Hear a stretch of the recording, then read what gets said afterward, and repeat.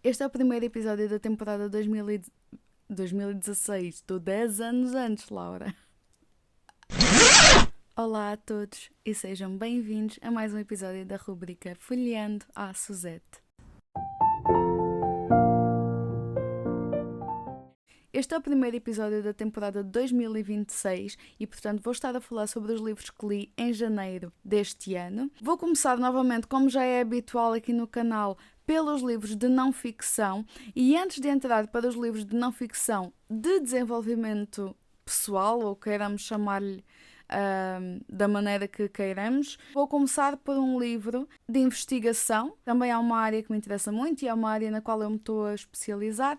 E o livro que eu li foi este aqui, Os Frutos do Silêncio, de Maria do Rosário Souza. Foi a minha orientadora de mestrado. Eu gosto muito dela e, além de gostar muito dela enquanto pessoa, também a admiro muito enquanto profissional. Este é um livro com muita qualidade. Fala essencialmente sobre este padre aqui, portanto Pedro Poveda, do século XIX, e sobre a atividade que este padre acabou por desenvolver, tanto a nível do ensino, seja do ponto de vista humanitário no geral, mas também do ensino de mulheres e também da sua posição enquanto mártir nesse sentido e na sua luta pelos direitos humanos e pelo direito à educação, essencialmente em Guadix, e portanto tudo o que aqui está tem muita qualidade, está muito bem escrito e informa-nos muito sobre esta personalidade do século XIX que tende a ser pouco reconhecida em Portugal e, portanto, está aqui uma aposta por parte da professora doutora Maria do Rosário Souza para que assim deixe de o ser e, portanto, recomendo muito a sua leitura. Passando agora para os livros de não-ficção, mas da parte de desenvolvimento pessoal, o primeiro livro que eu li nesta categoria foi este aqui, The Element, by Ken Robinson, e eu acho que foi... Não quero dizer de forma errada, nem quero ser injusta, mas acho que foi o melhor livro de desenvolvimento pessoal que eu já li. Isto porque eu tendo a não encontrar muita qualidade literária nos livros de desenvolvimento pessoal, também sendo esse um dos motivos pelos quais eu não amo os livros desta categoria e leio-os, lá está, para efeitos de desenvolvimento pessoal. E por curiosidade e porque conhecimento não ocupa lugar, mas não em termos de apreciar este tipo de leitura. Tanto que, e isto é um pormenor que eu gostava de comentar convosco, eu já não leio livros de desenvolvimento pessoal. Eu essencialmente compro os audiolivros e ouço-os. E portanto tenho também os e-books e gosto de acompanhar os e-books e tudo mais, assim para alguma passagem que seja um pouco mais específica, um pouco mais abstrata, ou vamos imaginar, eu não sou inglesa nativa, não é? E, portanto, a maior parte destes audiolivros estão em inglês, e pode haver algum conceito que eu não esteja a perceber qual é e de facto pode ser importante ter aqui o apoio visual nesse sentido, mas eu já não ler efetivamente estes livros. Eu mostro-os aqui no Folheando a Suzette como folheando, mas na realidade o que eu estou a fazer essencialmente é a ouvi-los.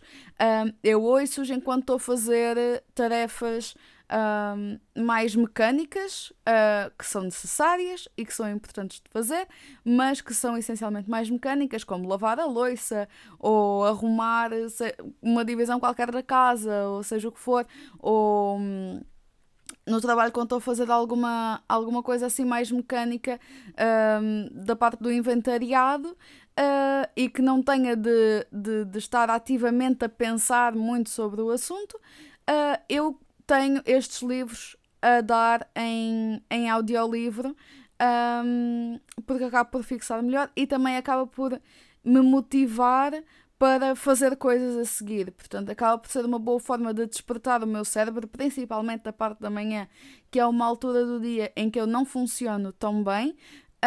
E então é uma boa estratégia para ir aos poucos despertando o meu cérebro para depois querer ser produtiva, querer estar motivada, querer fazer coisas, querer passar a ação, focar-me, que é uma coisa particularmente difícil para mim, e portanto É essa a questão.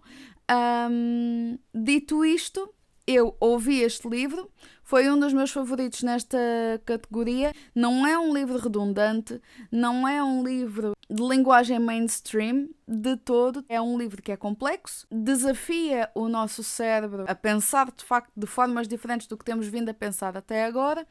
E em agosto de 2024 eu tive um acidente de carro. A minha profissão é música, eu sou instrumentista, e este acidente impediu-me de tocar durante mais de um ano.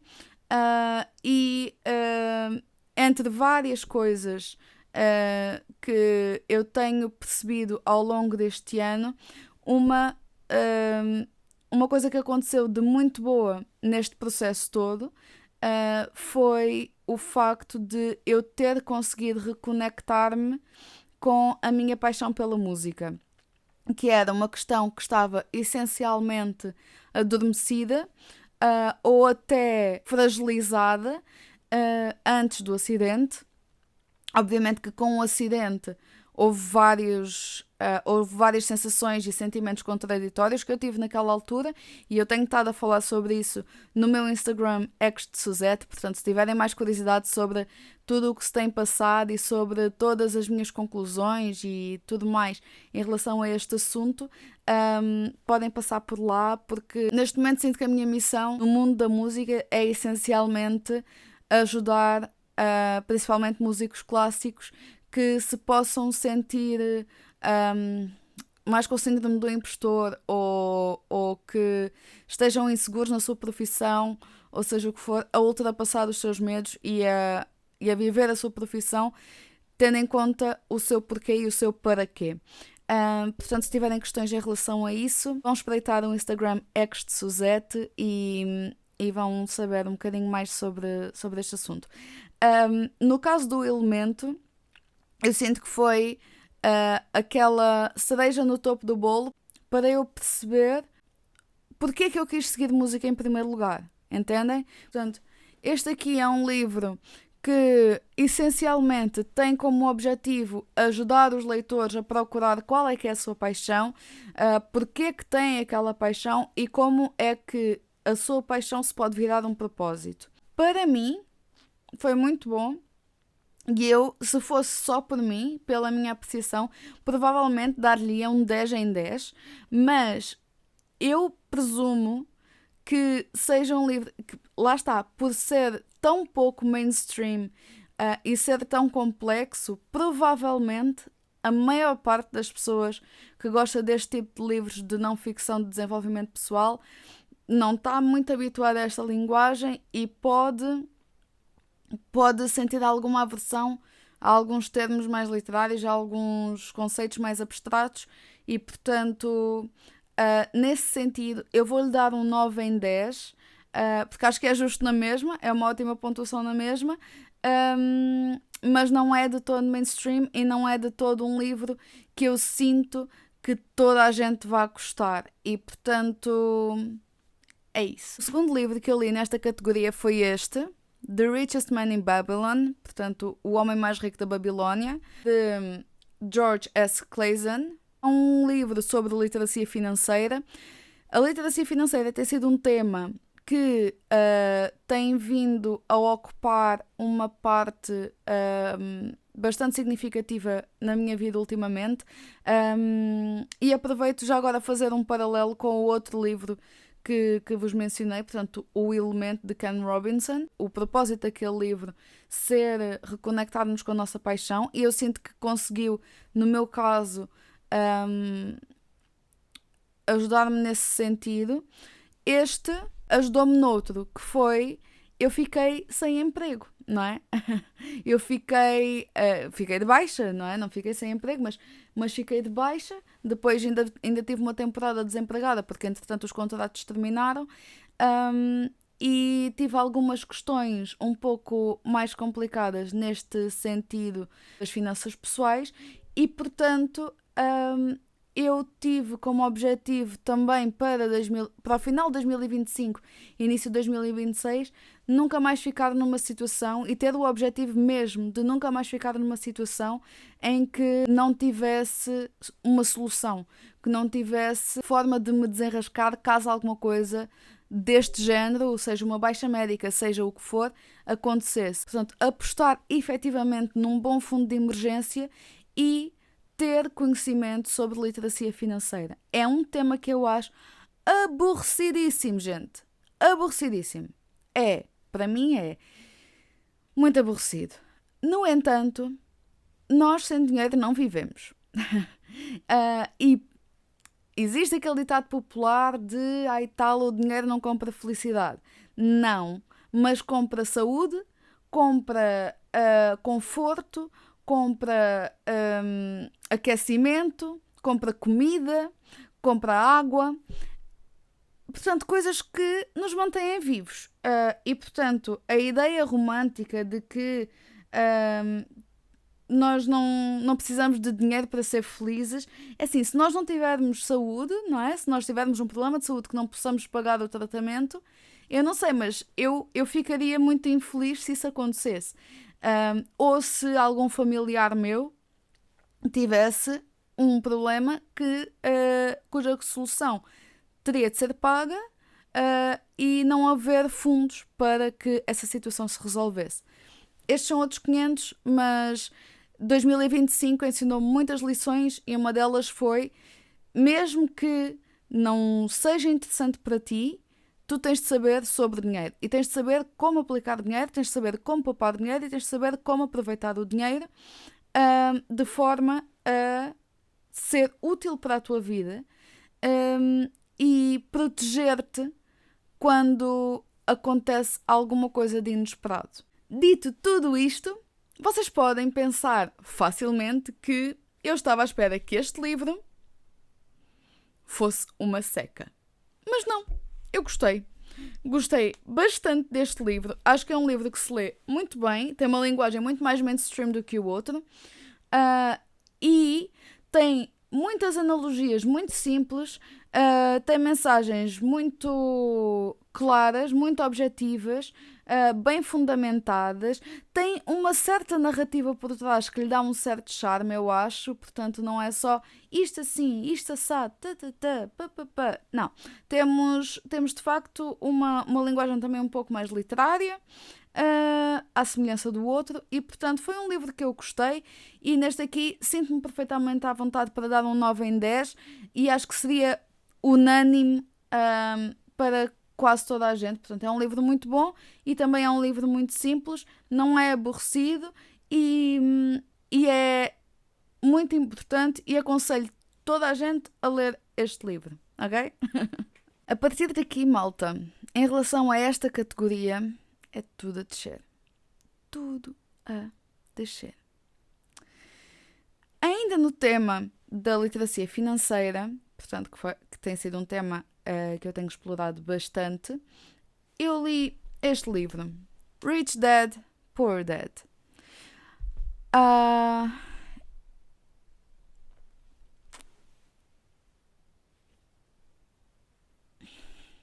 Eu sei que é um livro super recomendado, é super mainstream, é super tudo. Eu não adoro a linguagem, portanto, acho que é um livro que é super redundante, super repetitivo, super chato nesse sentido. Acaba por não ser chato noutros, mas acaba por ser chato nesse sentido, que é muito repetitivo, sempre a repetir a mesma coisa. Pronto. Tem, obviamente, coisas interessantes e há sempre aprendizagens das quais podemos tirar daqui. No entanto, há posições políticas aqui às quais eu não me consigo associar e, além disso, há pormenores que estão aqui descritos e que são claramente exagerados. E não estou a dizer isto da boca para fora, estou a dizer isto porque, efetivamente, quando acabei de ler o livro, fui ver feedbacks sobre o livro porque, de facto, é um livro que é muito conhecido, é muito famoso, e eu queria perceber porque que a malta gostou tanto disto, mas também percebi que havia muita malta que detestou este livro. E então eu fui pesquisar e pronto, e efetivamente nessas pesquisas eu acabei por perceber porque é que às vezes revirava os olhos, porque é que algumas coisas me soavam um bocadinho estranhas. Pronto, para mim foi um 2 em 10, ok? Não gostei. De qualquer forma, prefiro que leiam este livro do que não leiam nenhum de literacia financeira. Portanto, se este for o primeiro passo para vocês se entusiasmarem pelo tema, que seja. Mas, para mim, Laura, é um 2 em 10. Por fim, e vou já adiantar que este foi um 1 em 10 e que vocês não estão à espera de saber qual é que é este livro. Porque toda a gente amou este livro. Hábitos Atómicos, de James Clear. Este livro, eu vou precisar de respirar fundo para falar sobre isto. Este livro é extremamente vago.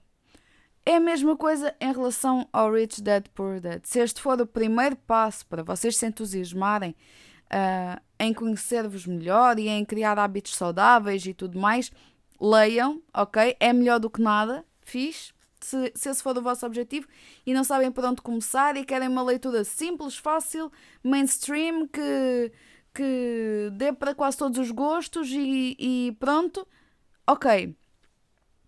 Certo. No entanto, este livro é extremamente vago. E ele acaba por ser um resumo dos outros todos que são mais específicos. Ou seja, nós temos o Easy Way to Quit Smoking, portanto, o método fácil de parar de fumar. Temos o 5 Second Rule, portanto, a regra dos 5 segundos, 5, 4, 3, 2, 1, avança. Temos uma série de livros com teorias específicas e com questões específicas para implementar hábitos saudáveis. E depois temos este, que pronto, tenta aglomerar todos e literalmente cita-os, pronto, ao menos cita-os. Cita os outros livros e é como se fizesse um sumário desses livros todos. Não estou a dizer que isto é uma coisa má. Estou a dizer que todos os capítulos diziam a mesma coisa. Sempre a mesma coisa. E reparem nisto. Se a forma de criar um hábito qualquer é igual para qualquer coisa, então cada capítulo é repetir a mesma coisa. Independentemente do hábito que seja. E se vocês quiserem implementar outro hábito qualquer, se calhar basta lerem um capítulo. I'm just saying. Foi mesmo muito cansativo para mim ler este livro. Além disso, depois há outras questões. Há pessoas neurodivergentes, como é o meu caso, em que isto não resulta, malta. Acreditem, eu já tentei isto tudo. E não dá. Portanto, as pessoas, mesmo que não sejam neurodivergentes, qualquer pessoa, todas as pessoas no mundo são únicas. Todas as pessoas no mundo têm formas de lidar com as coisas de forma diferente. Nem todas as pessoas são pessoas matinais. Nem todas as pessoas são pessoas noturnas. Nem todas as pessoas têm problemas de adição. Nem todas as pessoas têm sequer curiosidade por qualquer tipo de substância que possa criar adição. Nem todas as pessoas procrastinam. Nem todas as pessoas... Entendem?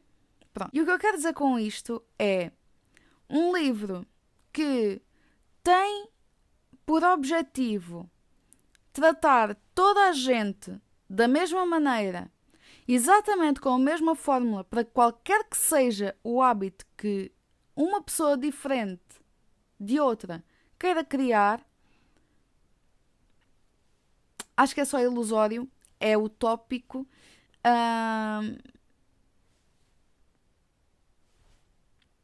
E é redutor. É muito redutor.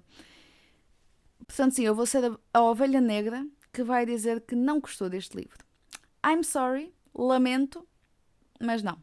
Para mim não resultou e é 1 em 10. Vamos então passar para os livros de ficção. Os livros que vocês já sabem que são os que eu gosto mais. Eu finalizei a saga de Grand County Series da Karen Slaughter. Portanto, eu li este, o Faithless, e li o Beyond Reach. Então,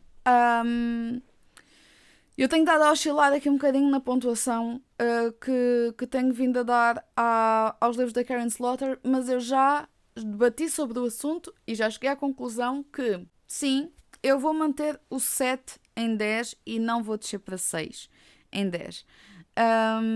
Porque eu sinto que estava a ser injusta pelo meu próprio gosto pessoal.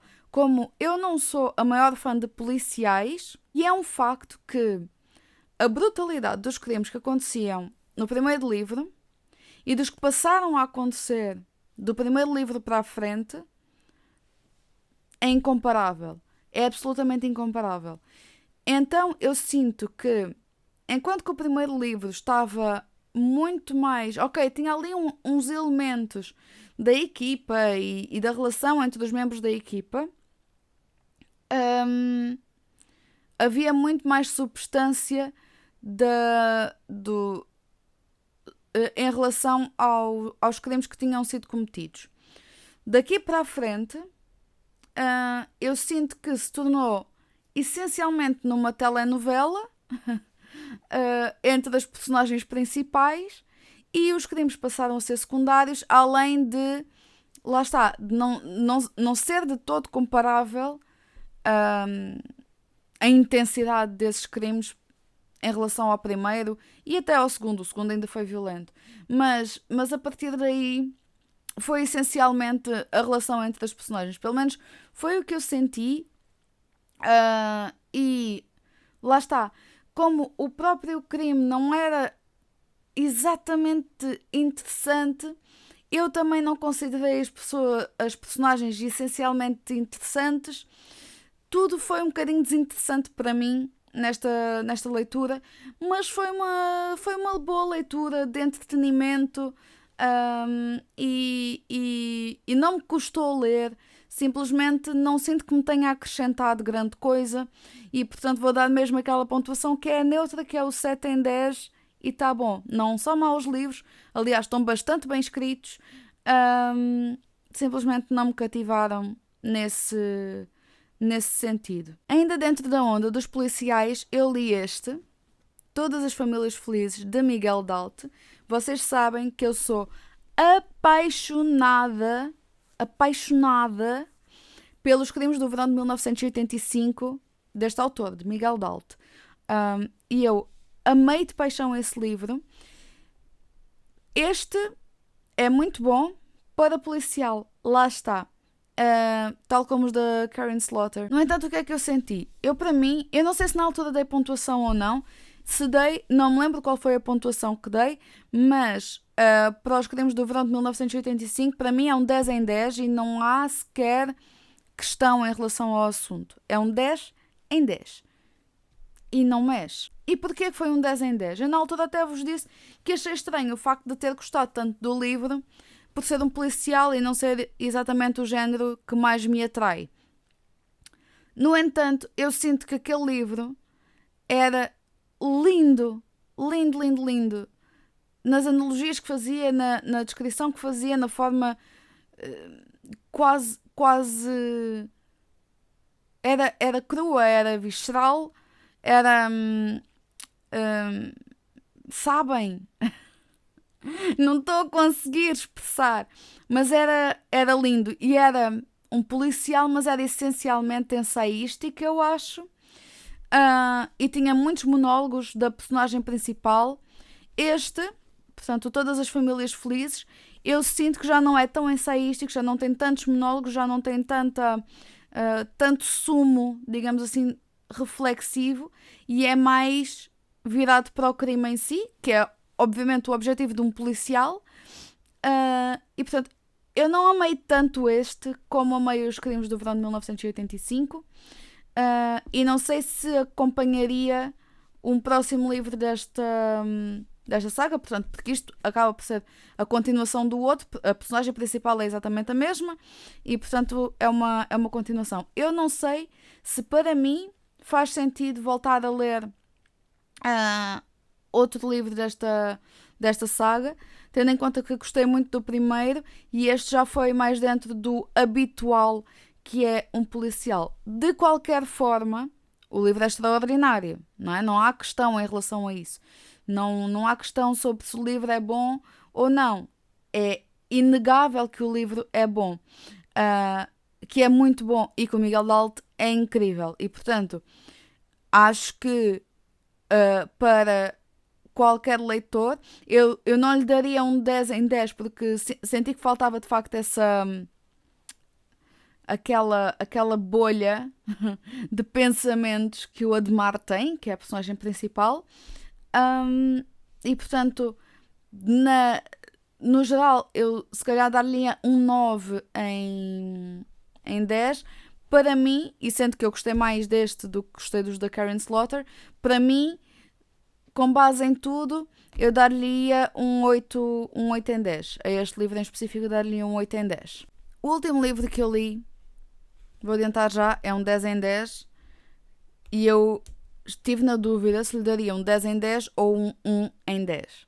E agora vocês perguntam tipo...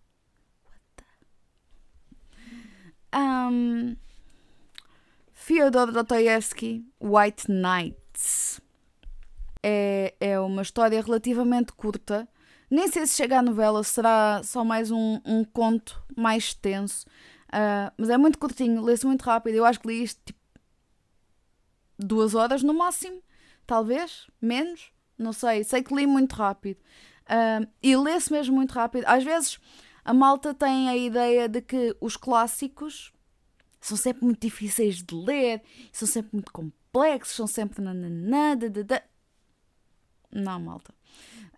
Este livro não é de todo complexo, é muito, muito fácil de ler e é essencialmente diálogos, o que facilita ainda mais. Tem 2 personagens e meia. Tem ali uma personagem que aparece, pronto, porque sim, ali no momento, mas é essencialmente um diálogo entre 2 personagens. Epá, mas eu fiquei tão irritada com este livro, mas tão irritada com este livro, que apetecia-me espremer o livro. Porque é horrível, é lindo, mas é horrível. Porque há aqui uma personagem que é só a criatura mais irritante do planeta inteiro. No entanto, uma pessoa para ter este tipo de emoções tão intensas em relação a um livro e em relação ao desfecho do livro, é porque o livro é bom, não é? Não há questão. A personagem está bem construída, mas deu-me tantos nervos acabar de ler este livro.